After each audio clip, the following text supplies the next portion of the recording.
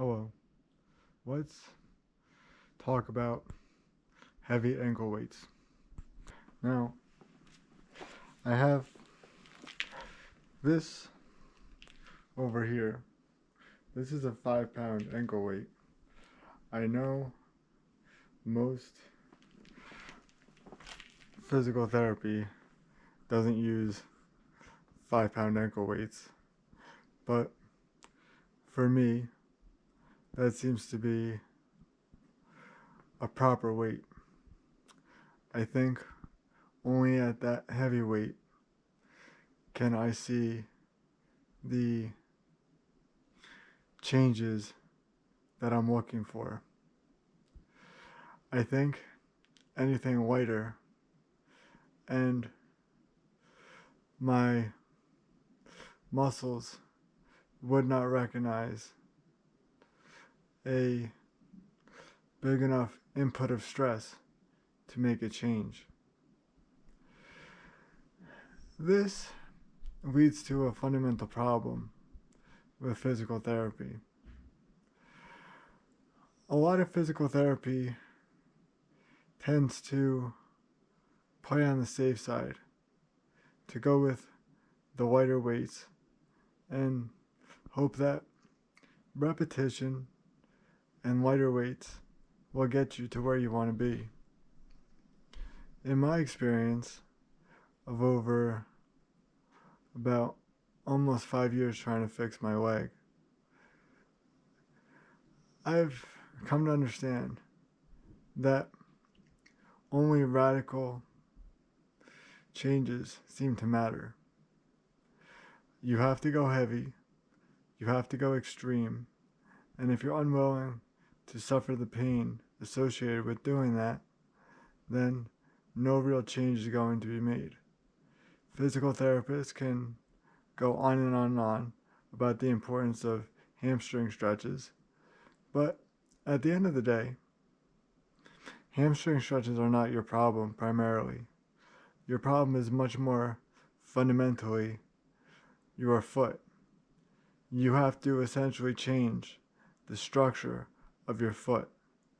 And you are only going to do that if you reach a point in your experimentation and abilities where you can handle things like running and using running to get you to a point where you can handle extreme weight on your ankle and foot.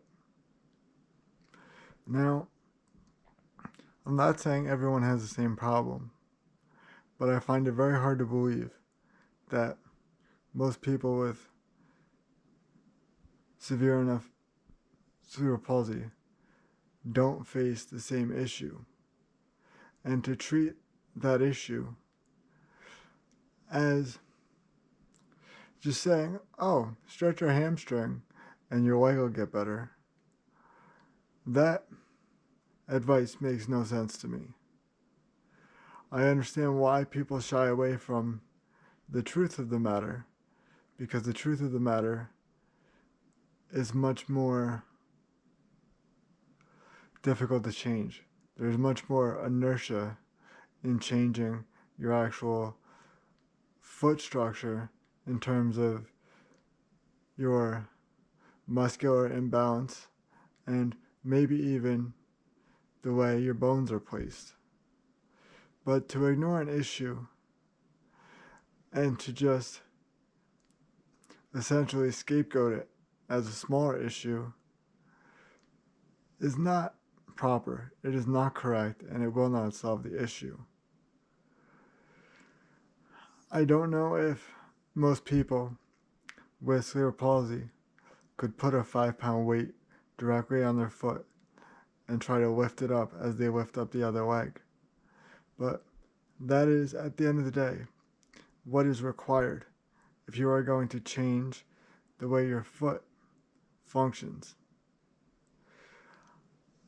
In my experience, I have come to understand through using ankle weights that the lateral aspect of my foot is totally weak, and it essentially needs to be,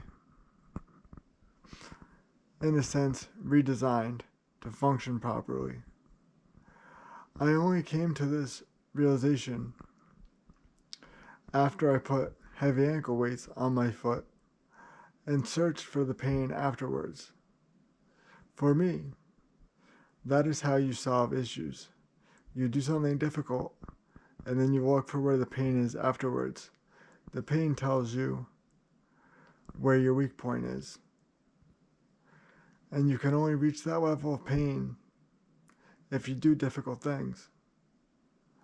I understand there's risk associated with doing difficult things, but to do easy things just to feel better about yourself, to say that you did something for the day to improve your situation, is not really beneficial to you. That is not how you help yourself. You help yourself by literally breaking yourself down and learning from that experience.